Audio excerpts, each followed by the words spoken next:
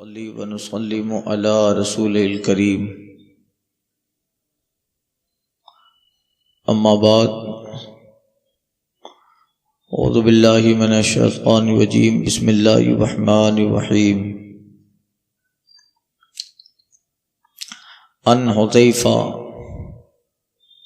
فی حدیث الشفاعہ عن رسول اللہ صلی اللہ علیہ وسلم قال ترسل الامانۃ بالرحم فتقومان جنبتي الصراط یمینا و شمالا۔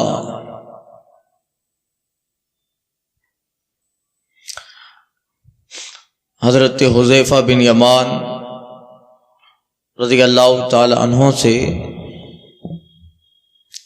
حدیث شفاعت میں یہ روایت ہے، وہ روایت کرتے ہیں رسول اللہ صلی اللہ علیہ وسلم سے فرمایا، نبی کریم صلی اللہ علیہ وسلم نے فرمایا قیامت کے دن امانت اور رشتہ داری بھیجے جائیں گے تو یہ دونوں پل صراط کے طرف دائیں اور بائیں کھڑے ہوں گے۔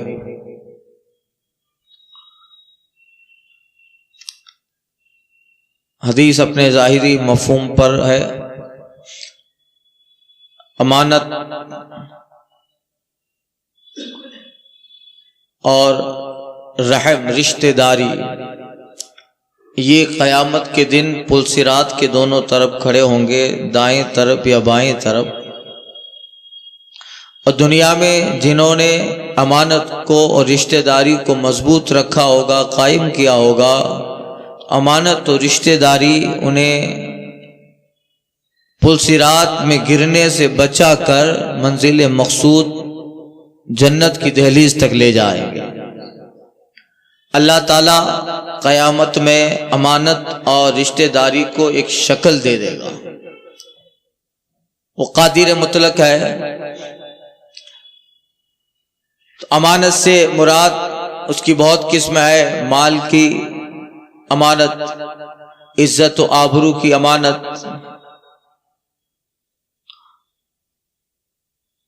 اور اسی طرح اس کا مقابل خیانت آتا ہے، مال کی خیانت جو انسان میں عیب ہے، عزت میں خیانت، آبرو میں خیانت،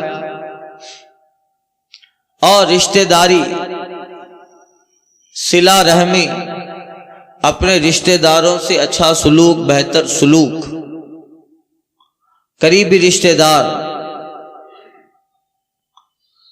تو حدیث کا مطلب یہ دونوں چیزیں قیامت کے دن ایک شکل میں ہوں گی، اور آقا فرماتے ہیں یہ پل صراط کے یمینم و شمالا، دائیں اور بائیں کھڑے ہوں گے، اور جنہوں نے دنیا میں اس کی پاسداری کی ہوگی وہ انہیں وہاں بچا لیں گے۔ امانت پہ قائم رہا، امین بن کے رہا، عزت کا بھی امین تھا، لوگوں کے مال کا بھی امین تھا، وقار اور دبدبہ کا بھی، وقار کا بھی امین تھا، اور رشتہ داریاں نبھاتا تھا، تھوڑی تھوڑی بات پر رشتہ داری قطع نہیں کرتا۔ اس میں دونوں لوگ آ گئے، ایک وہ جو رشتہ داری توڑتا ہے، ایک وہ جو توڑنے میں مدد کرتا ہے۔ پاکے سمادھان نہیں کرنا بولتے، وہ بھی اس میں داخل ہے، جو رشتہ داری توڑتا بھی ہے اور رشتہ داری توڑنے میں معاون اور مددگار ہوتا ہے، سامنے والے کو رشتہ داری کے توڑنے، قطع رحم، قطع صلہ رحمی پر وہ ابھارتا ہے، صلح نہیں کرنی، کمپرومائز نہیں کرنا۔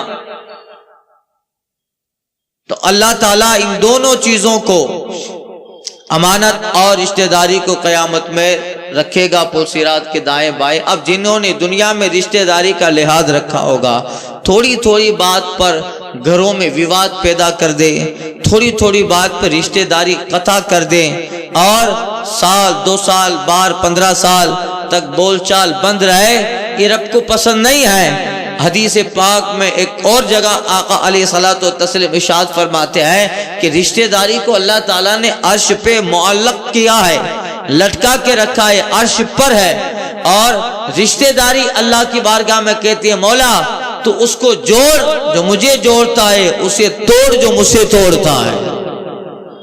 یہ دعا رشتہ داری کو بھی اللہ تعالیٰ نے ایک شکل دی ہے، اور وہ رب کی بارگاہ میں دعا کرتی ہے۔ تو اس حدیث سے پتہ چلا کہ قیامت میں رشتہ داریاں بھی بڑی کام آئیں گی۔ یہاں منہ چڑھا رہتا ہے، تھوڑی تھوڑی بات پہ اس سے نہیں بولنا ہے، اس سے قطع تعلق کر لیا، تھوڑی تھوڑی بات پہ رشتہ داروں میں جھگڑا و فساد کروا دیا۔ یہاں شاید وہ اپنا وقار، اپنا دبدبہ بچانے کے لیے یہ سارا کام کرتا ہو، مگر حشر کے دن یہ ساری چیزیں اس کے لیے قیامت میں گواہ ہے، اور وہ کہیں گی مولا اس نے مجھے توڑا تھا۔ تو پل صراط میں رشتہ داری بھی اس کو اندر دھکیلے گی، کبھی ادھر گرے گا، کبھی ادھر گرے گا، کبھی یہ گرا، یہ مرا، یہ مرا، یہ گرا۔ اور جس نے دنیا میں اس کا لحاظ رکھا ہوگا، تھوڑی تھوڑی بات تو لیٹ کو کرتا ہے، چلو ہو گیا کوئی بات نہیں، ہوتا رہتا ہے، چلو جانے دو۔ اور کبھی موقع آتا ہے اپنی عزت نفس کا خیال نہیں کرتا، اس کے تھوڑے دو شبد معافی مانگنے کی وجہ سے کسی خاندان میں صلح ہوتی ہے، رشتہ داری مضبوط ہوتی ہے، تو شرماتا نہیں ہے، جھک بھی جاتا ہے، معافی بھی مانگتا ہے، رشتہ داری تو برقرار رہ جاتی ہے۔ اللہ کو یہ انسان بڑا پسند آتا ہے۔ حدیث پاک میں ہے رب تعالیٰ کو ایسا انسان بڑا پسند آتا ہے۔ اب ہم ہمیشہ اپنے ایگو کے اندر رہیں، تھوڑی سی بات ہو نہ نہیں جانا ہے اس کے پاس، اب وہ گھر کا مین ہے، گھر کا بڑا ہے، وہ نہیں جاتا تو دوسرے لوگ بھی اس کے ڈر سے بچ جاتے ہیں۔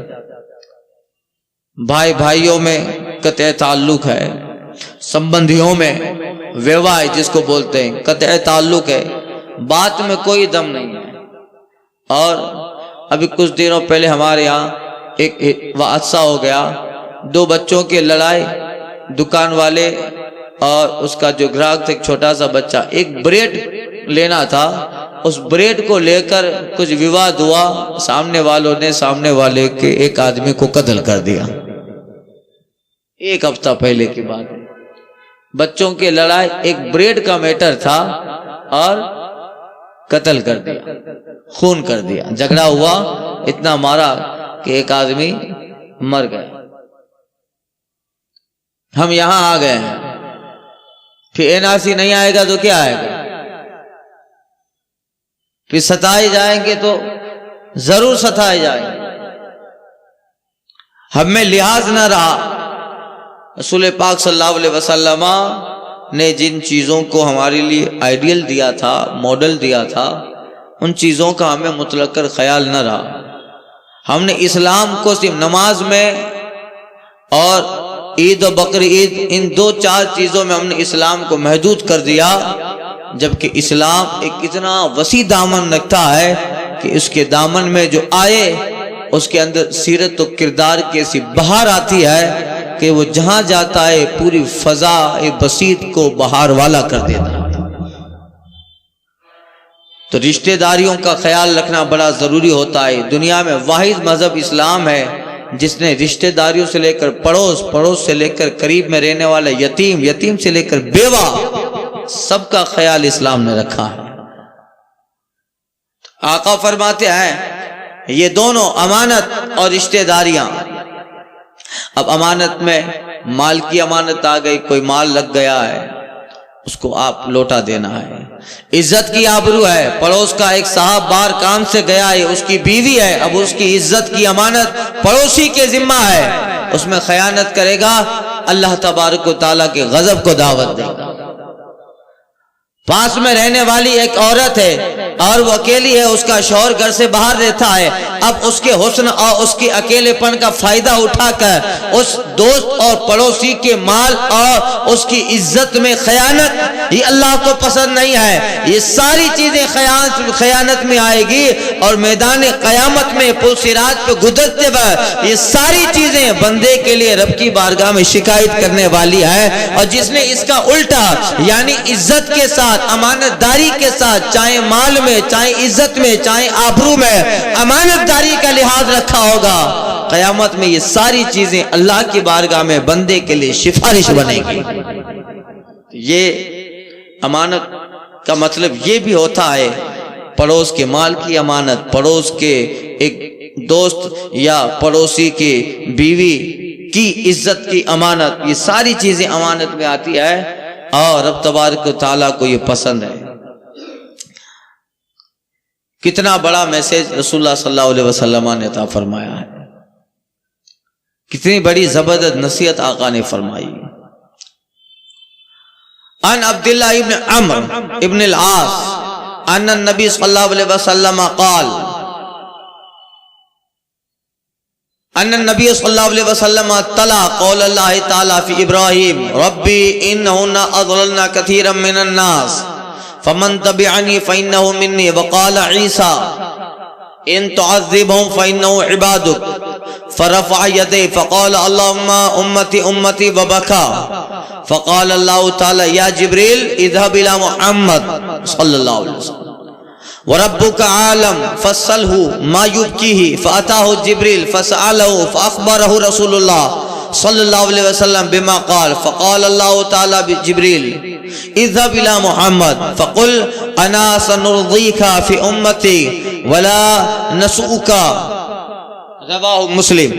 حضرت عبداللہ بن عمرو بن عاص رضی اللہ تعالی عنہ سے روایت ہے، فرماتے ہیں کہ نبی کریم صلی اللہ علیہ وسلم نے حضرت ابراہیم کے تعلق سے جو قرآن میں اللہ نے آیت اتاری ہے وہ آیت رسول اللہ نے تلاوت کی۔ حضرت ابراہیم کا قول جب انہوں نے اللہ کی بارگاہ میں کہا تھا ربی انہن اضللن کثیرا من الناس، اے اللہ ان بتوں نے بہت سارے لوگوں کو گمراہ کر دیا، بتوں نے بہت سارے لوگوں کو گمراہ کر دیا، مگر مولا میری امتی میں فمن تبعنی، جو میری اتباع کرے وہ میرا ہے۔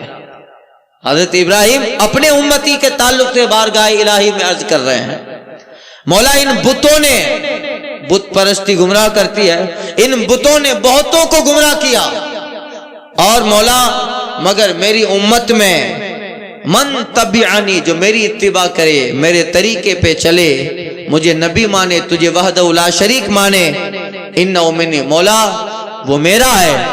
مطلب ابراہیم علیہ السلام کا کیا ہے؟ مولا جب وہ میرا ہے تو مولا اس کے ساتھ تو معاملہ بھی آسان کر دینا، میرا ہے وہ، حضرت ابراہیم کہہ رہے ہیں۔ اور حضرت عیسیٰ نے اپنے امت کے تعلق سے کہا تھا مولا میری امت بھلے ان میں گنہگار خطاکار ہیں، فَإِن تُعَذِّبْهُمْ، مولا یہ تیرے ہی بندے ہیں، اگر تو انہیں عذاب دے، اگر تو انہیں عذاب دے تو تیرے بندے آگے ہے، اور اگر تو بخش دے تو غفور رحیم ہے۔ تو دیکھو اپنی امت کے تعلق سے حضرت عیسیٰ اللہ کو منا رہے ہیں، اللہ کو منا رہے ہیں، مولا بھلے یہ گنہگار ہیں، خطاکار ہیں، اگر تو انہیں عذاب دے تو مولا تیرے بندے ہیں، اگر تو بخش دے تب بھی وہ تیرے بندے ہیں۔ تو مطلب عیسیٰ علیہ السلام کا کیا ہے کہ مولا جب عذاب دینے اور بخش دینے میں نہ تجھے ملے گا نہ تیرا نفع نقصان، تو سب چیزوں سے پاک ہے، تو بہتر ہے مولا کہ انہیں بخش دے کہ میرے ہیں، انہیں بخش دے کہ میرے ہیں۔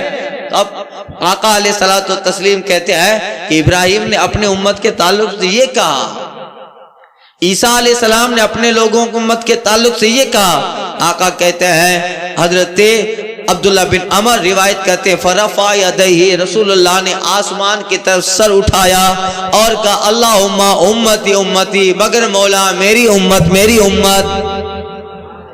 جن کو کہنا تھا وہ تو کہہ دیے، ابراہیم اپنے امت کے تعلق سے، عیسیٰ علیہ السلام اپنے امت کے تعلق سے، مگر مولا امتی امتی میری امت۔ وبکا رسول اللہ، اور حضور اپنے امت کا نام لیتے لیتے رو پڑے، آنسو آ گئے۔ اللہ اللہ، سرکار صلی اللہ علیہ وسلم غمگین ہو گئے، رو پڑے۔ اور جب بھی انبیاء میں ان کی امت کا ذکر آتا، سرکار ہم گنہگاروں کو یاد کرتے ہیں، جب بھی انبیاء کی امت کا تذکرہ ہوتا سرکار اپنے امت کو یاد فرماتے، قبر کا ذکر ہوتا حضور اپنے امت کو یاد فرماتے، معراج میں جا رہے ہیں اپنے امت کو یاد فرما رہے ہیں۔ زندگی کا کوئی لمحہ نہ رہا جب مصطفیٰ نے اپنے گنہگار خطاوار امتی کو یاد نہ فرمایا۔ اعلیٰ حضرت کہتے ہیں جو نہ بھولا ہم غریبوں کو رضا، جو نہ بھولا ہم غریبوں کو رضا، یاد اس کی اپنی عادت کیجیے۔ توڑ دے پنجے دے بلعی، مصطفیٰ کے بل پہ طاقت کیجیے۔ غوث اعظم آپ سے فریاد ہے، زندہ پھریے پاک ملت کیجیے۔ حق تمہیں فرما چکا اپنا حبیب، ہاں اب شفاعت بالمحبت کیجیے۔ اب کہتے ہیں سرکار روئے، اب آقا کے آنکھوں سے آنسو آئے۔ اللہ تعالیٰ نے حضرت جبریل سے فرمایا، قال اللہ تعالی یا جبریل، حضرت جبریل سے رب کہتا ہے جبریل اذهب الى محمد، جا میرے نبی محمد صلی اللہ علیہ وسلم کی طرف جا، وربک عالم، اور تیرا رب جانتا ہے، پھر بھی کہہ رہا ہے فاسألہ، اور محبوب سے پوچھ ما یبکیہ، کس چیز نے رلایا۔ حضور رو رہے ہیں اپنی امت کے تعلق، اور رب جان رہا ہے، مگر پھر بھی حضرت جبریل سے کہتا ہے جاؤ اور میرے نبی سے پوچھو کیوں روئے۔ یہ کیوں، جب رب جانتا ہے کہ حضور کیوں روئے ہیں، پھر جبریل کو بھیجا جا رہا ہے۔ اس سے پتہ چلا کہ خبر کے لیے بھیجنا یا اس طرح کی معلومات بے خبری کی علامت نہیں ہے۔ جبریل جائیں، حضور جواب دیں، اور یہ ایک واقعہ ہو جو امت کے لیے درس و نصیحت بن جائے۔ اب اللہ جانتا ہے، مگر پھر بھی کہتا ہے فصلہ، اے جبریل جاؤ میرے محبوب سے پوچھو کیوں روئے۔ فاتاہ جبریل، حضرت جبریل مصطفیٰ کے پاس آئے، فسألہ، پوچھا حضور سے، اخبرہ رسول اللہ، حضور نے خبر دی کہ میں کیوں رو رہا ہوں۔ اے جبریل اپنے امت کی یاد آ گئی تو رو رہا ہوں۔ جب ابراہیم اپنے امت کے لیے اتنا کہہ رہے ہیں، عیسیٰ اپنے امت کے لیے کہہ رہا ہے، میں نہ کہوں گا مجھے اپنی امت کی یاد آ گئی، بس امت کے غم نے رلایا۔ کہتے ہیں حضرت عبداللہ بن عمرو بن عاص، اب کیا ہوا، فبما قال، جو حضور نے کہا، وہ رب کی بارگاہ میں حضرت جبریل جا کر اللہ کو پیغام پہنچاتے ہیں۔ فقال علی جبریل، اللہ تعالی حضرت جبریل سے کہتا ہے جبریل پھر جاؤ، میرا محبوب اپنے امت کے لیے رو رہا تھا، جاؤ جبریل اذهب الى محمد، میرے نبی کے پاس جا اور انہیں کہے انا سنردیک فی امتی ولا نسوءک، اے محبوب ہم آپ کو آپ کی امت کے بارے میں راضی کر دیں گے، آپ کو غمگین نہ کریں گے، ہمیں آپ کو راضی کر دیں گے، ہم آپ کو آپ کی امت کے تعلق سے غمگین نہ کریں گے۔ اب آقا کہتے ہیں میرا رب مجھے راضی کرے گا تو میں کیسے راضی ہوں گا؟ آقا فرماتے ایک آدمی بھی میرے امتی جہنم میں جب تک نکل کر جنت میں جائے نا، اے لوگو صحابہ یہ نبی راضی نہ ہوگا۔ آگے حدیث آ رہی ہے حضرت ابو سعید خدری سے، بڑی پورے 1 صفحے کی حدیث ہے، اس میں تقریباً 1 گھنٹہ چاہیے، اس لیے ابھی اگر اس کو بیان کیا وقت کافی ہوگا۔ تو یہ حدیث ہے، جس حدیث کا خلاصہ یہ ہے کہ انبیاء شفاعت کریں گے، رسول شفاعت کریں گے، قرآن و کعبہ اور رمضان شفاعت سب شفاعت کر دیں گے، جس میں رائے کے دانے کے برابر، اور اس حدیث میں بتایا گیا کہ آدھے رائے کے دانے کے برابر بھی ایمان ہوگا وہ بھی نکلے گا۔ جس نے دنیا میں زندگی میں ایک بھی نیکی کی ہوگی، ایک نیکی، چاہے وہ کبھی جاتے جاتے راستے سے پتھر کو ہٹا کے سائڈ میں رکھ دیا، وہ بھی سرکار صلی اللہ علیہ وسلم انہیں نکالیں گے۔ جب حضور جائیں گے تو وہ لوگ جل کے کوئلہ ہو گئے ہوں گے، حضور نکال کے جنت کی نہر میں اسے غسل دیں گے۔ اب سب شفاعت کر چکیں گے، اب جہنم میں وہ لوگ رہ جائیں گے جنہوں نے زندگی میں کبھی نیکی کی ہی نہ ہوگی، ایک بھی نیکی نہیں کی ہوگی زندگی میں، وہ لوگ بچیں گے، مگر ایمان والے ہوں گے۔ اب اللہ تعالیٰ فرمائے گا محبوب انبیاء شفاعت کر چکے، ملائکہ شفاعت کر چکے، تم شفاعت کر چکے محبوب، اب باقی تیرا رحمان رب رہا۔ اب اللہ تعالیٰ، اللہ کی شفاعت سے مراد کیا ہے؟ اللہ بخش دے گا، اب ان کو نکالے گا ما قدمت، جنہوں نے زندگی میں نیکی ہی نہ کی ہوگی۔ یہ بڑی طویل حدیث ہے اور اس سے اللہ تبارک و تعالیٰ کے رحم و کرم، اس کی بخشش کا اندازہ ہوگا، اور رسول اللہ صلی اللہ علیہ وسلم اپنی امت کے لیے کس قدر اس وقت پریشان ہوں گے، اور حضور علیہ الصلوۃ والتسلیم کس طرح ڈھونڈتے ہوں گے ایک غلام کو۔ بڑی طویل حدیث ہے، انشاءاللہ تعالی ایمان تازہ ہو جائے گا۔ آئندہ کے درس میں اس حدیث مبارک کو تلاوت کروں گا، بیان کروں گا۔ الفاتحہ۔